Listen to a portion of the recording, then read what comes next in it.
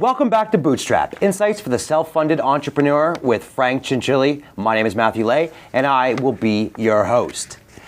As we discussed last time, we're going to go back to one of your questions, and we're going to talk about setting up your financial organization. Just like no company can really get going without any source of funding, how you manage that money can make or break your company. And Frank has got a lot of experience, a lot of different sizes of companies in your history.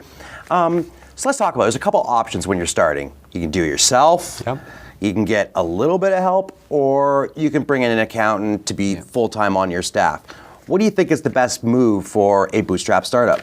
Well, as a bootstrap startup, by definition, I'd say it's do it yourself. Okay. And obviously from a financial perspective, it's important. But I mean, let's face it. I mean, if you're just getting started, there's probably isn't a lot of revenue just yet. There probably isn't a lot of accounting to be done. And it's actually from a just a controls perspective or really understanding your business. At least I did it myself with, a couple of our guys, our sales guys, for the first year or two. Entering our own receivables and payables and bills and invoices into our, there's great accounting packages that are really easy to use. QuickBooks comes to mind. Like it's so user-friendly. You don't have to be an accountant to use it. The reports are amazing. You press a button. So I'm more of an advocate that you should try and do it yourself and save the overhead. Well, people go to school for many years to be an accountant. So you can't walk into being a CA. What is the benefit of you doing it yourself in those early days? I think it just gives you a lot of visibility in your business. Right.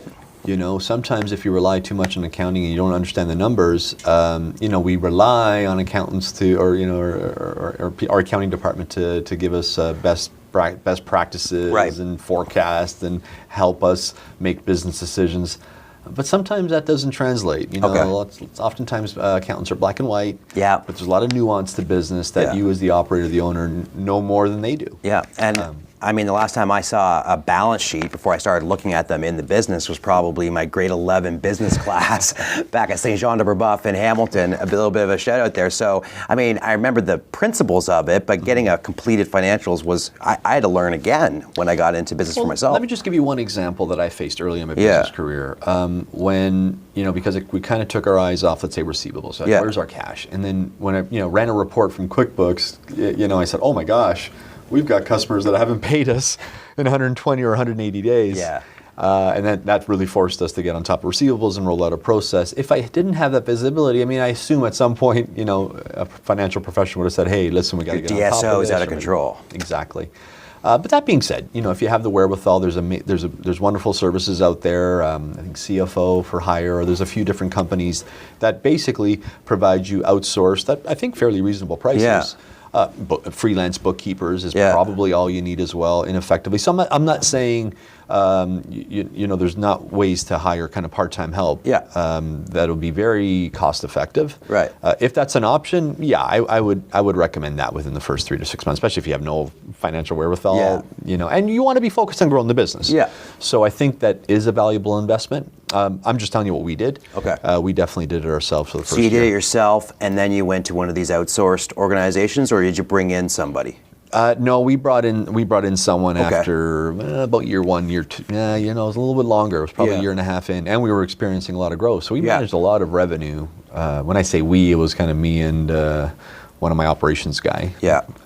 Okay. So after a certain point in time, and you would have experienced this in your first business because you guys did grow really quickly. You were in $5 million in a couple years into business.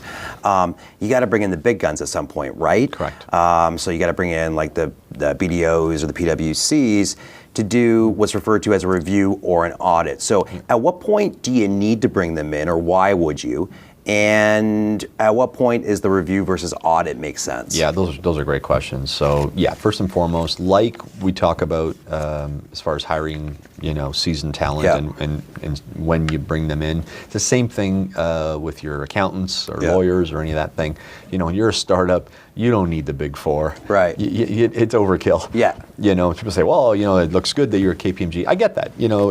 At some point when you're large enough, that makes sense. But there's so many amazing small accounting firms that are more than able to handle your needs, and they're more geared towards small businesses. Their prices are a lot more reasonable and fair, and you can get access to them very well. And it's easier for them to understand your business. Right. So I would recommend until depending on your business, but I would say up until even 5 or even 10 million in revenue, a smaller accounting shop or a legal firm is what you need. Okay. At that point, then I would look into potentially the majors. And same thing with review, notice to reader, or an audit. Audit, usually if you're preparing your business for a sale, okay, is when you'd want an audit. So as a startup, I don't think you're thinking that yet. You shouldn't be. Even a review engagement is really only necessary if you actually bring in some kind of financing, like bank financing. Otherwise, a notice to reader, very cost effective, even with the big six accounting firm, is probably only a couple $1,000. Okay, so a notice to reader, when do I need that, or why do I need that? Well, you got to file your taxes, even if you're not making money. Yeah. So they'll do a tax prep, and a notice to reader basically is showing you that yes, we've confirmed the numbers are accurate. Right. But they haven't. The difference between a notice to reader review and an audit is just different levels of essentially checks and balances or confirmation of every single expense. Yeah. So really, it's not really until you're a public company that you even do an audit. Right. Even very, very large private companies, especially if they don't even have any kind of debt, are even doing notice to readers or reviews. Okay.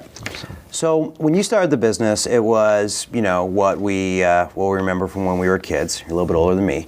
Everyone paid by a check. The check went into the bank. There was a person that you gave it to, and then you sent your checks out and you signed them. But we're in a different world now. Mm-hmm. And risk that some guys starting their business, or gals starting their businesses right now have that you didn't is this cyber threat, the fraud that is going on there. Yeah. You were telling me that you even got hit by this, and your organization is quite large, a lot of controls in it now. Does that mean that maybe we need more financial, call it a larger financial organization sooner now to protect ourselves?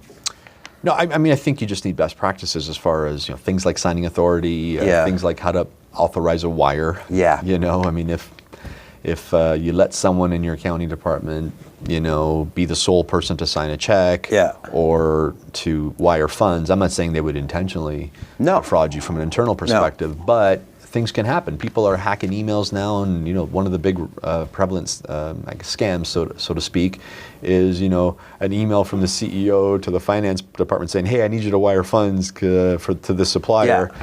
And it says they're in your email, so it looks like it's coming from you. Next thing you know, your financial person just wires a bunch of money that you can't afford to some fraudster. Yeah. And so the key is to just try and eliminate human error.